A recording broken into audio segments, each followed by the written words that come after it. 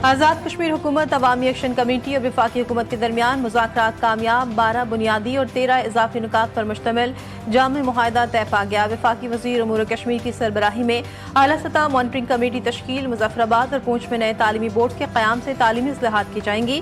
Mangla dam तोसी मनसूबे के मुतासरा खानदानों को ज़मीन की फराहमी यकीनी बनाने का वादा। सेहत और बिजली के निज़ाम की बेहतरी के लिए अरबों रुपए की फंडिंग मंजूर। गिरफ्तार मुजाहिरीन की रिहाई और इंसदाद दहशतगर्दी एक्ट के तहत मुकदमात का शफाफ और मुंसिफाना हल शामिल। अमन, तरक्की और शफाफियत के इक़दामात को जामे बुनियाद फराहम करने वाला मुआहिदा।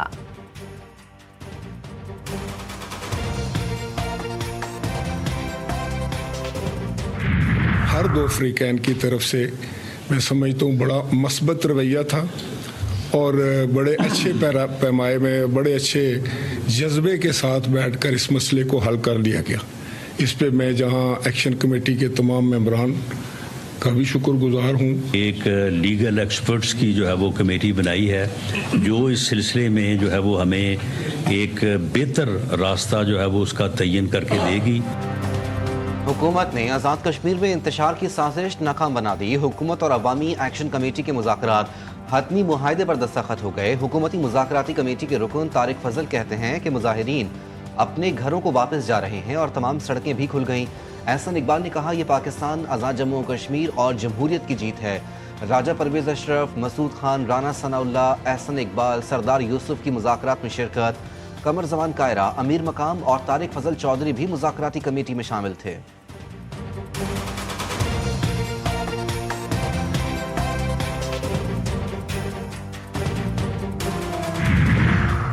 वज़ीर-ए-आज़म शहबाज शरीफ का आज़ाद कश्मीर में मुज़ाकराती अमल की कामयाबी का खैर मकदम। हुकूमती मुज़ाकराती कमेटी और जॉइंट एक्शन कमेटी के दरमियान मुआहदे को खुश आइन करार दिया। वज़ीर-ए-आज़म ने मुज़ाकराती कमेटी के अरकान के इनफरादी और इज्तिमाई काविशों को सराहा और इसे पाकिस्तान और आज़ाद जम्मू कश्मीर की बड़ी कामयाबी करार दिया और कहा कि अमन का क़याम और हालात का मामूल पर आ जाना सबके मुफाद में है।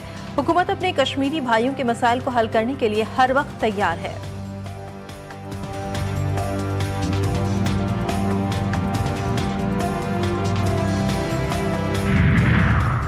आज़ाद कश्मीर की 12 नशिस्तों का मामला आईनी है। कानूनी और आईनी निकात पर बहुत समझ कर बात करनी चाहिए। वफाकी वजीर कानून आज़म नज़ीर तारड़ ने दो टोक अल्फाज में वाज़ेह कर दिया। कहा, जो 12 नशिस्तें ज़ेर बहस हैं उसके वोटर्स सब कश्मीर से ताल्लुक़ रखते हैं। किसी तहरीक के नतीजे में आईनी तरमीम यकलख तो बिल्कुल भी ख़त्म नहीं होनी चाहिए। आईनी तरमीम के लिए सियासी हम आहंगी की ज़रूरत है। गजा में अमन के लिए आलमी सतह पर कोशिशें रंग लाने लगी। हमास ने डोनाल्ड ट्रंप का 20 नुकाती अमन मंसूबा मशरूत तौर पर कबूल कर लिया। फलस्तीनी मज़ामती तंजीम का बाज़ाब्ता जवाब, जंगबंदी और इसराइली अफवाज के मुकम्मल इनखला के बदले तमाम गैरकमालियों की रिहाई के लिए रजामंद। सालिसों के जरिए मुज़ाकरात में शमूलियत पर भी राज़ी।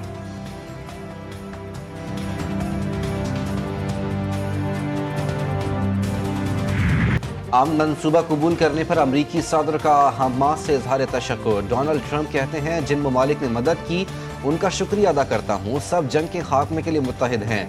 अब इसराइल फौरी तौर पर बमबारी रोक दे ताकि यरगमालियों को फौरी और महफूज तरीके से निकाला जा सके।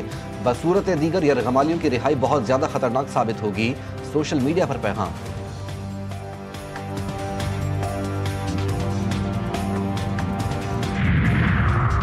हमास के अमन मुआहदा कबूल करने पर अक़वाम मुत्तहिदा, कतर और मिस्र का भी खैर मकदम। UN secretary general Antonio Guterres कहते हैं, ये अमन की जानिब बढ़ने के लिए एक अहम कदम है।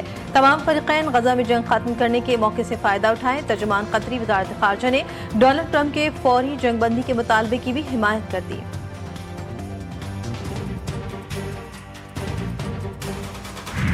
हमास की जानिब से जंगबंदी मुआहदे पर मुस्बत रद्द-ए-अमल के बावजूद इसराइली फ़ौज की जारहत न थम सकी।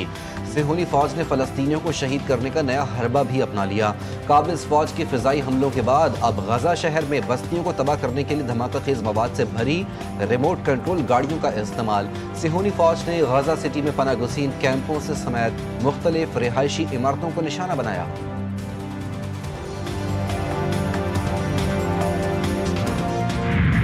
صہیونی فوج نے گلوبل سموتھ فلٹیلا میں شامل پولینڈ کے آخری امدادی کشتی کو بھی روک لیا. پہلے سے گرفتار اٹلی کے 6 رضاکار ڈیپورٹ. اسرائیل کے انتہا پسند وزیر اتمار بن گوئے کا نتن یاہو کو فلٹیلا کے شرکاء کو جیل میں ڈالنے کا گھناؤنا مشورہ. فلٹیلا منتظمین کا فلسطین کی آزادی تک جدوجہد جاری رکھنے کا عزم. غیر معینہ مدت تک بھوک ہڑتال کی کال دے دی.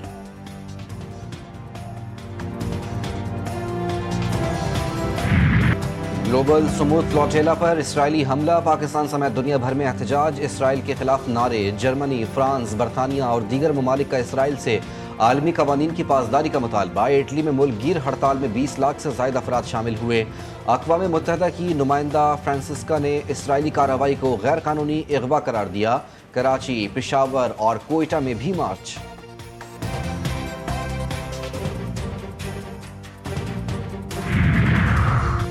ملک کی معیشت کو مضبوط بنیادوں پر مستحکم کرنا حکومت کی اولین ترجیح. سرمایہ کاری کے ساتھ تجارت کو بھی فروغ دینا ہماری پالیسی کا حصہ ہے. وزیر اعظم کے اجلاس میں گفتگو. فیلڈ مارشل عاصم منیر اور نائب وزیر اعظم اسحاق ڈار کی بھی شرکت. شہباز شریف نے کہا کہ حالیہ مثبت معاشی رجحان غیر ملکی سرمایہ کاروں کے پاکستانی معیشت پر اعتماد کا عکاس ہے. پاکستان کو خطے میں سرمایہ کاری کا پرکشش مرکز بنایا جائے گا.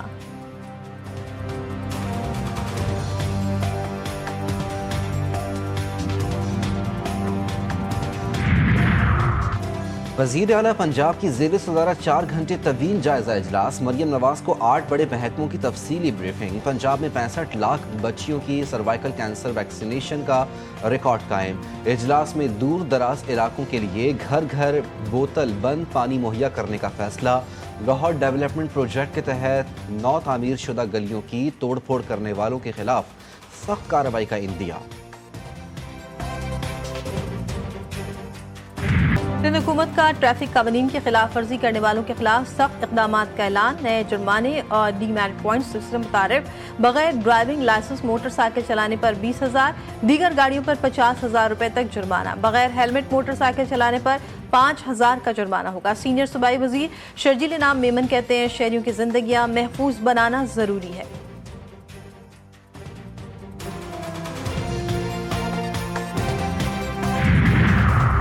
کراچی کے شہری ہو جائیں تیار. ڈیری فارمرز ایسوسی ایشن کی منمانیاں. دودھ کی قیمت فی لیٹر 80 روپے اضافے کا اعلان. صدر ڈیری فارمرز ایسوسی ایشن نے کہا 11 اکتوبر سے فی لیٹر دودھ 300 روپے میں فروخت کریں گے.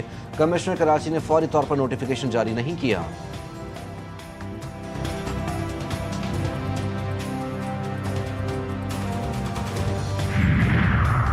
شکارپور میں المناک سانحہ. تیز رفتاری موت کا سبب بن گئی. بائی پاس روڈ پر مزلہ بجلی کے پول سے ٹکرا گئی. 5 خواتین سمیت 7 افراد جاں بحق، 7 شدید زخمی. حادثے کے بعد 11,000 وولٹیج کی تاریں سڑک پر گر گئی. مرنے والوں کا تعلق ایک ہی خاندان سے تھا.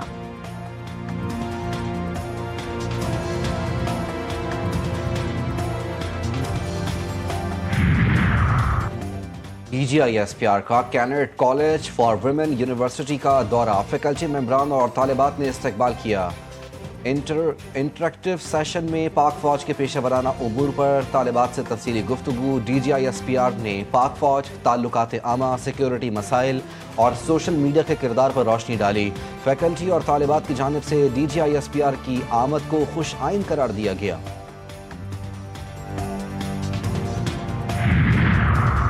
دریا ستلج میں بھارت کی جانب سے مزید پانی آنے کا امکان. پنجاب کے مختلف علاقوں میں بارشیں متوقع.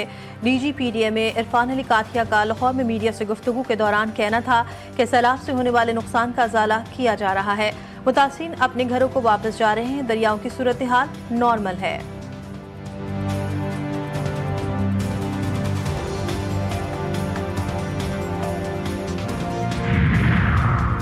بحیرہ عرب میں ڈپریشن شدت اختیار کر کے طوفان میں تبدیل. طوفان شکتی کراچی سے تقریباً 360 کلومیٹر جنوب میں موجود.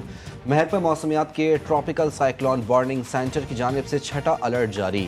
کراچی میں آج کہیں کہیں بارش کا امکان. ماہی گیروں کو 5 اکتوبر تک گہرے سمندر میں نہ جانے کی ہدایت.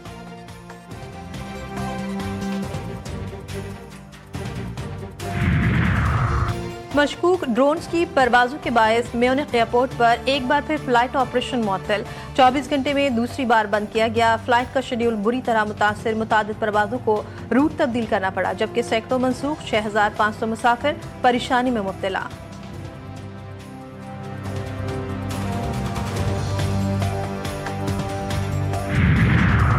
مانچسٹر میں یہودیوں کی عبادت گاہ پر حملہ، ہلاک ملزم کی تفصیلات سامنے آ گئی۔ برطانوی پولیس کے مطابق ملزم شامی نژاد برطانوی شہری اور ریپ کیس میں ضمانت پر تھا۔ ملزم تشدد، مذہبی خیالات کا حامی تھا۔ شامی سے تعلق رکھنے والے جہاد الشامی کو 2006 میں برطانوی شہریت دی گئی تھی۔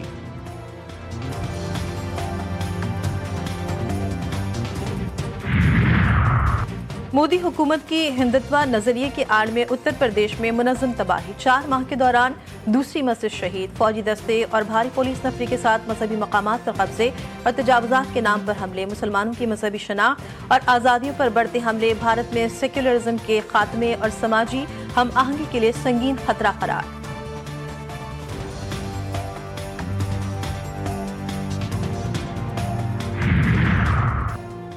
بھارت ایک اور عالمی ایونٹ کی میزبانی میں ناکام، نئی دہلی میں پیرا اولمپکس کے دوران آوارہ کتوں کے حملے میں جاپان اور کینیا کے کوچز زخمی، کامن ویلتھ گیمز کے دوران بھی بھارت ناقص انتظامات پر تنقید کی زد میں رہا تھا۔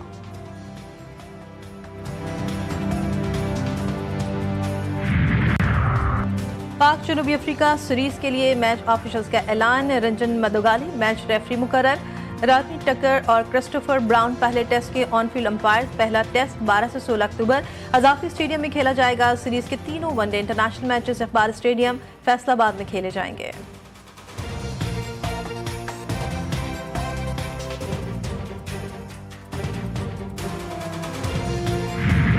پشاور کے تاریخی آثار میں 250 سال پرانا کنواں بھی شامل، جو اپنے ٹھنڈے اور شفاف پانی کے باعث کبھی سرد چاہ یا ٹھنڈی کھوئی کے نام سے مشہور تھا۔ کنواں خشک ہو گیا، اس کے آثار آج بھی موجود، قدیم خد و خال آج بھی اصل حالت میں محفوظ ہیں۔